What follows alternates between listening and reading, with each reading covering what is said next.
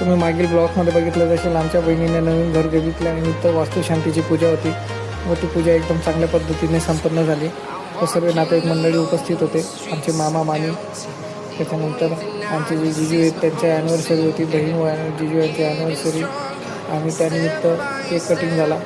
वास्तुशांतीच्याच दिवशी ॲनिव्हर्सरी आल्यामुळे सर्व योगायोग आला व सर्व नातेवाईक मंडळी उपस्थित आहे. बघा, आर्या, श्रेया सर्वांनी फुल एन्जॉय केला. आमचे वडील, त्यानंतर सर्व लहान मंडळी, शौर्य, आराध्या, नंतर आम्ही दोघांनी पूजा करून केक घातला. माझ्या गाडीला काही प्रॉब्लेम येत होता डिस्प्लेमध्ये, मग मी शोरूमला गेलो, चेक केलं. तिथं लॅपटॉपमध्ये चेक केल्यानंतर काही प्रॉब्लेम नाही असं त्या मेकॅनिकने सांगितलं. रात्री आम्ही कॉलेज रोडला गेलो, त्यानंतर तिथं सेलिब्रेशन केलं, एक्सप्लोअर केलं. त्यानंतर आमची जी बहीण आहे धारणा, तिच्या मिस्टरांचा बड्डे होता, शंतनू दादांचा.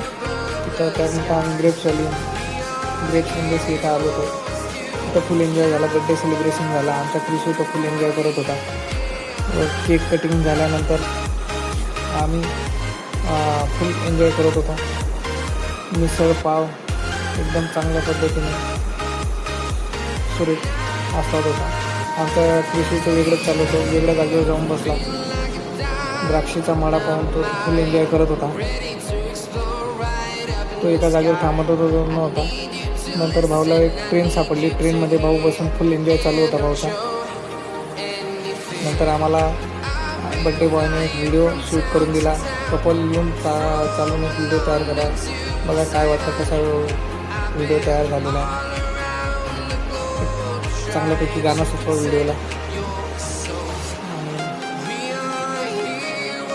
आमच्या चॅनलला लाईक आणि सबस्क्राईब करा. त्यानंतर आम्ही निघालो रात्री 6:30ला धुळ्याला यायला.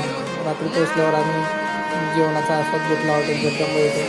जेवण झाल्यावर आम्ही मग खाऊगल्लीमध्ये गेलो. भाऊला केक खायचा होता. शौर्यराजी झोपत होता. खाऊगल्लीमध्ये केक खाल्ल्यानंतर रात्री घरी पोचलो व सकाळी ड्युटीला हजर. Okay, bye. Please subscribe our channel.